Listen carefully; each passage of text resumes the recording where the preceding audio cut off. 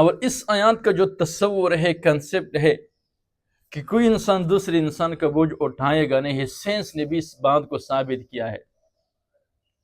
سائنسدان کہتے ہیں کہ انسانی شعور، ہیومن کانشیسنس یہ منتقل نہیں ہو سکتا۔ مثلا جب کوئی انسان زہر پیتا ہے تو زہر پینے کی تکلیف، اثر دوسرے انسان کو محسوس نہیں ہوتی۔ اس طرح جب کوئی انسان روحانی طور پر زہر پیتا ہے، گناہ کرتا ہے، جرم کرتا ہے، ظلم کرتا ہے، ناانصافی کرتا ہے، تو اس کی تکلیف دوسرے انسان کو محسوس نہیں ہوتا۔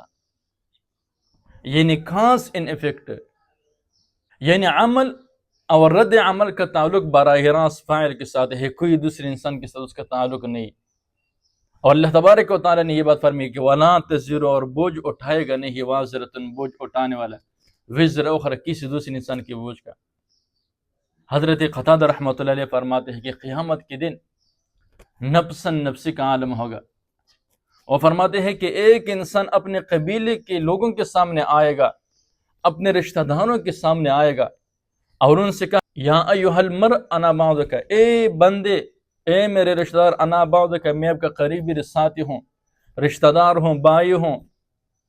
تو جواب ملے گا کہ لا حمل ولا معونہ، آج کے دن کوئی نہ کسی کے ساتھ تعاون کر سکتا ہے اور نہ کوئی کسی کا بوجھ اٹھا سکتا ہے۔ ابن سماک رحمۃ اللہ علیہ، ہارون رشید رحمۃ اللہ علیہ کے دربار میں موجود ایک مشہور محدث حضرت ہارون رشید رحمۃ اللہ علیہ نے فرمایا کہ کوئی نصیحت کرو۔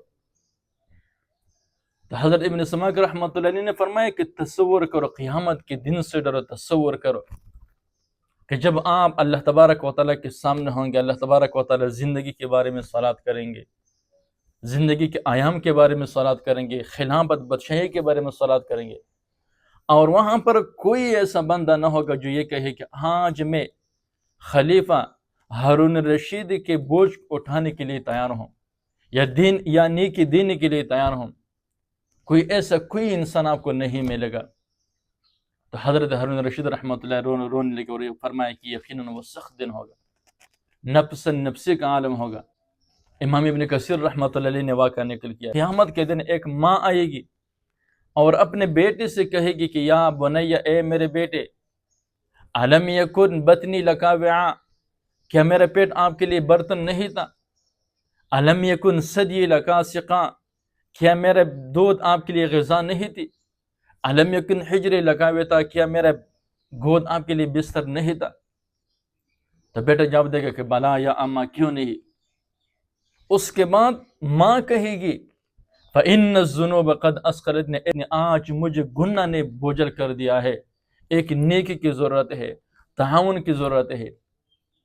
تو جواب ملے گا کہ یا اماں نفسی نفسی، آج نفسی نفسی کا عالم ہے، مجھے اپنی فکر ہے، اپنے بارے میں سوچ رہا ہوں، اپنی پڑی ہے۔ تو حضرت اللہ تبارک و تعالیٰ فرماتی ہے وَلَا تَزِرُ وَازِرَةٌ وِزْرَ أُخْرَىٰ، اللہ تبارک و تعالیٰ کیا فرماتے ہیں يَوْمَ يَفِرُّ الْمَرْءُ مِنْ أَخِيهِ وَأُمِّهِ وَأَبِيهِ وَصَاحِبَتِهِ وَبَنِيهِ، ہر ایک انسان دوسرے انسان سے بھاگے گا۔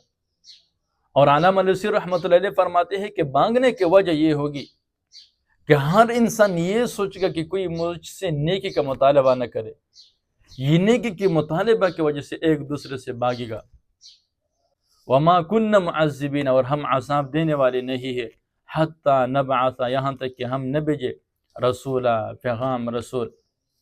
علماء کرام نے سوال نقل کیا ہے کہ اللہ تبارک و تعالیٰ فرماتے ہیں کہ ہم عذاب دینے والے نہیں ہیں یہاں تک کہ ہم نہ بھیجے رسول، کوئی رسول۔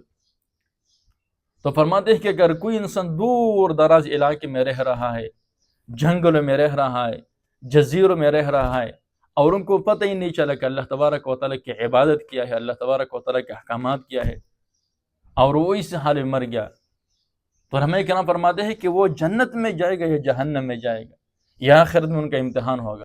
تو اس مسئلے کے بارے میں دو گروہ ہے، ایک ہے ماتوریدیہ اور دوسرا ہے اشاعرہ۔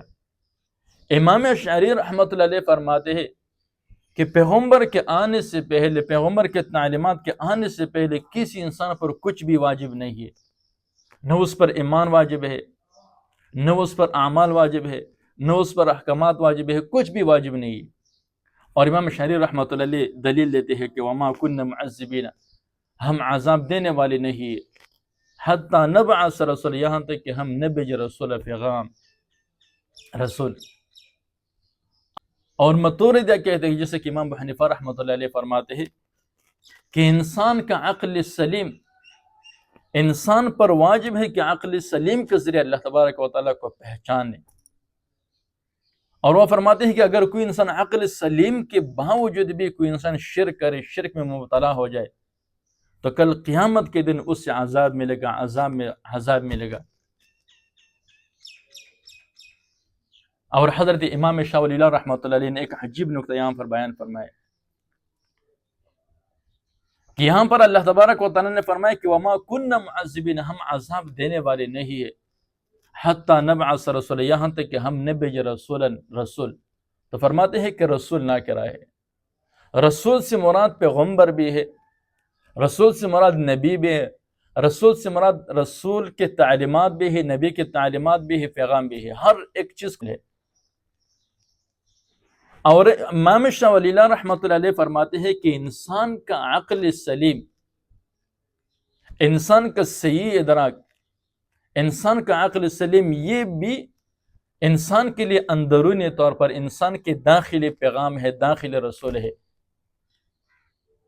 تو لہذا اللہ تبارک و تعالیٰ فرماتے کہ وما كنا معذبین، ہم عذاب دینے والے نہیں یہاں تک کہ ہم نہ بھیجے رسول۔ رسول سے رسول بھی مراد ہے، رسول کے تعلیمات بھی مراد ہے، رسول کے پیغامات بھی مراد ہے، اور رسول سے مراد انسان کا عقل سلیم بھی مراد ہے۔ علماء کرام نے لکھا کہ آج جدید دور میں سائنس ٹیکنالوجی بھی ایک پیغام ہے، ایک رسول کی حیثیت کا ہی مقام ہے، انٹرنیٹ بھی ایک رسول کا قائم مقام ہے۔ اگر کوئی انسان دور دراز علاقوں میں رہ رہا ہے، وہاں پر انٹرنیٹ کی فیسیلٹی ہے، سائنس ٹیکنالوجی ہے، تو اس انسان پر بھی اللہ تبارک و تعالیٰ کا پہچان لازم، واجب اور ضروری